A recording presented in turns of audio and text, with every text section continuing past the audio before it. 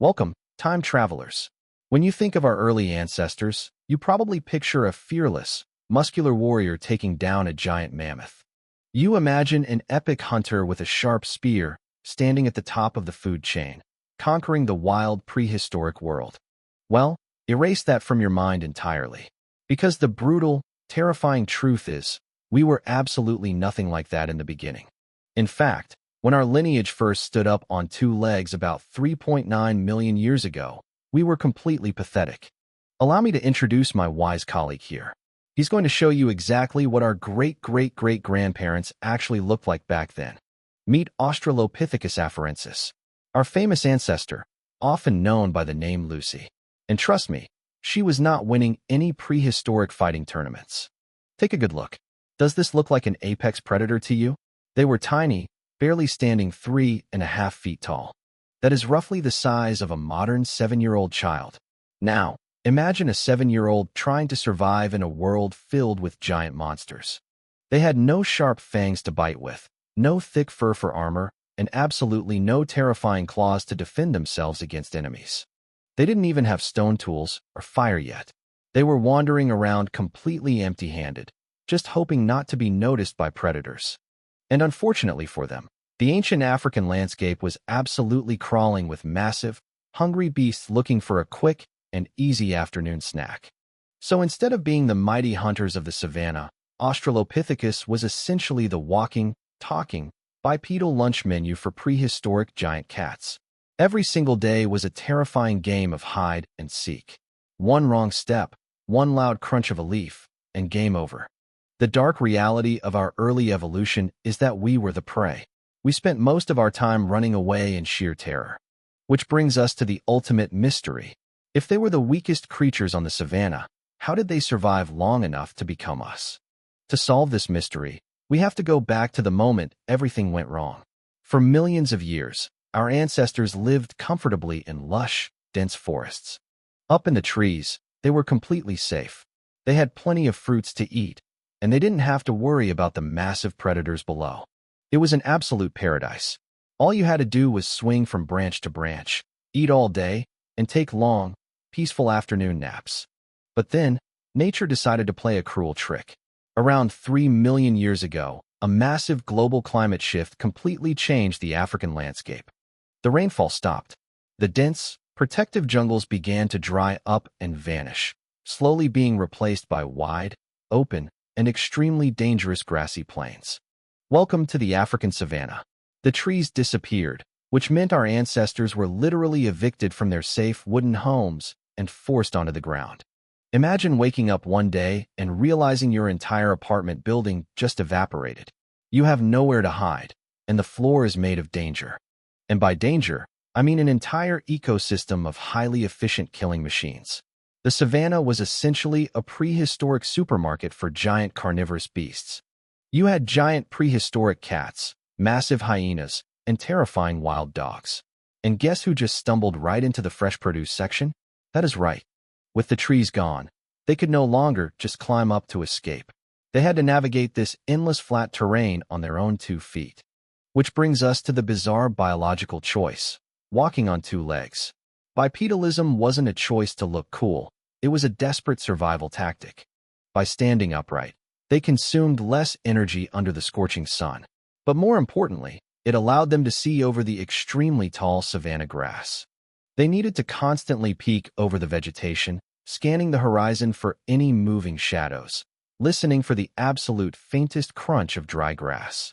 However, standing up tall also meant you were broadcasting your exact location to every single hungry predator within a 10-mile radius. Not very stealthy. It was a deadly gamble. Walking upright gave them a better view, but it also made them the slowest runners in the entire prehistoric animal kingdom. Let's put ourselves in their shoes. If you were an Australopithecus, your daily morning routine did not start with a nice, hot cup of coffee. It started with absolute paranoia. You wake up, look left, look right, and simply pray you do not look like a tasty breakfast sausage today. Because somewhere nearby, a massive prehistoric predator was waking up too, stretching its giant claws, and looking for a slow-moving, 2-legged snack. You might ask, why didn't they just fight back? Well, pick up a tiny dried twig and try fighting a literal tank. That is why. They had no spears, no fire, and their tiny flat hands were completely useless for punching a giant prehistoric saber-toothed cat right in the face. Their only real defense mechanism was running away. But as we established earlier, walking upright made them incredibly slow and clumsy runners. So, when a predator spotted them, it was basically a cartoon chase scene, complete with panic, sweat drops, and a lot of frantic screaming. The beast would charge forward like a high-speed furry bullet, while our poor ancestors stumbled through the tall grass, simply hoping for a miracle. If they were extremely lucky, they might find a rare, lonely acacia tree to scramble up. It was a desperate, terrifying game of prehistoric tag. And unfortunately, many of them lost that game. They were simply removed from the evolutionary server, leaving absolutely nothing behind but fossilized bones. It is a harsh reality. Our ancestors spent millions of years at the very bottom of the food chain, living in constant, paralyzing fear. Every single day was an absolute miracle if they made it to sunset without becoming a giant cat's afternoon meal. Talk about a stressful life. But here is the most incredible part of this entire story. Despite being weak, slow, and completely defenseless, they somehow managed to survive the impossible. They used their rapidly growing brains to outsmart the predators, staying highly alert, working closely together in groups, and communicating silent warnings. And we actually have a perfectly preserved snapshot of this terrifying existence. A frozen moment in time that tells a chilling story. Let me show you. In 1978, in Litoli, Tanzania, researchers discovered something absolutely mind-blowing. A trail of fossilized hominid footprints perfectly preserved in ancient volcanic ash. These historic prints are roughly 3.6 million years old. At first glance, it might look like a peaceful, romantic stroll across the plains. You might imagine a lovely prehistoric couple walking hand in hand, casually enjoying the beautiful volcanic eruption in the background. But that is completely wrong. Let me shatter that illusion. Remember the brutal reality of their existence. They were the slowest, weakest creatures in a landscape full of terrifying monsters. These footprints actually belonged to 3 individuals making a desperate, terrified journey across a fresh layer of hot, toxic volcanic ash just to survive. If you look closely at the depth of these prints, the weight distribution shows they were walking with a heavy, hesitant, and highly cautious step. They certainly were not out for a leisurely stroll. They were literally navigating through a catastrophic disaster zone, surrounded by a gray, desolate, dying landscape. And if you analyze the exact spacing between the footprints, there is zero sign of running. Why? Because running in deep ash is incredibly exhausting. Plus, running makes noise. If they made too much noise, they would instantly alert every hungry predator nearby. They had to walk slowly and quietly.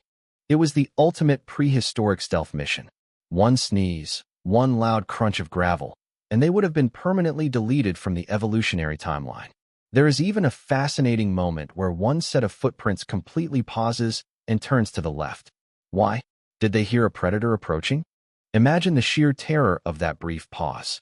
Standing completely exposed in the open ash field, listening intensely for the deadly sound of giant paws. But they did not panic.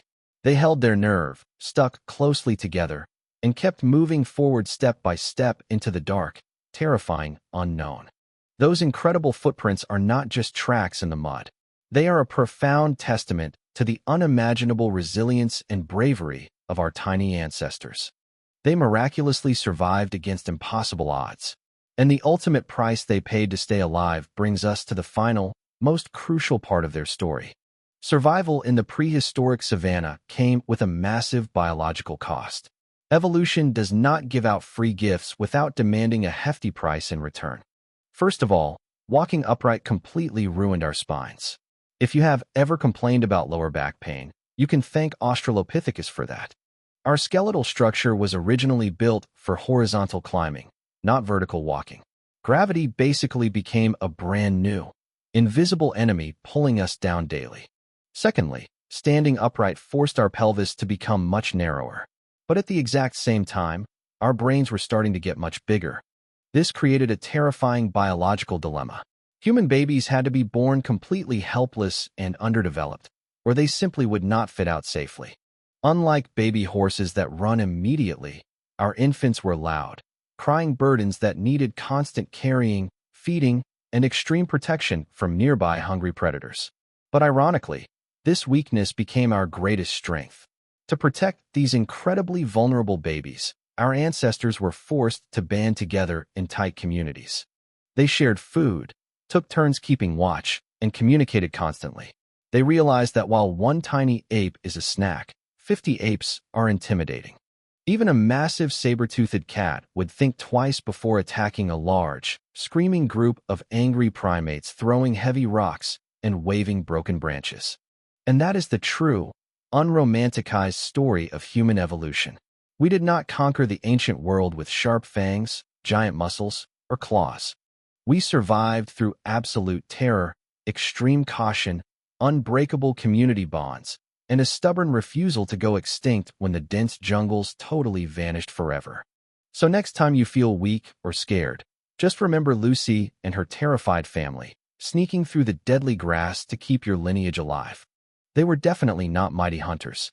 They were the ultimate survivors, and their deeply fearful footsteps paved the exact path to our modern civilization. Respect your elders, especially the ones who spent their entire miserable lives running away from giant cats, just so you could sit here today. Thanks for surviving this prehistoric journey with us. Hit that subscribe button, leave a comment below, and always keep digging for the bizarre truth.